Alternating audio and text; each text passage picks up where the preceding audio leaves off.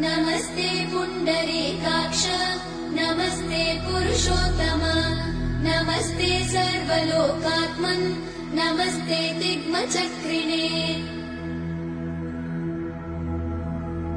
नमो ब्रह्मण्यदेवाय गोब्राह्मणहिताय च जगद्धिताय कृष्णाय गोविन्दाय नमो नमः।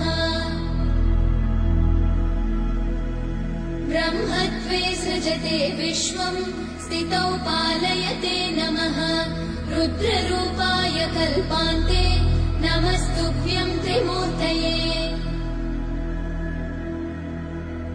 देवायक्षासुरा सिद्धा नागा गन्धर्व किन्नरा पिशाचा राक्षसाश्चैव मनुष्या पशवश्च ये।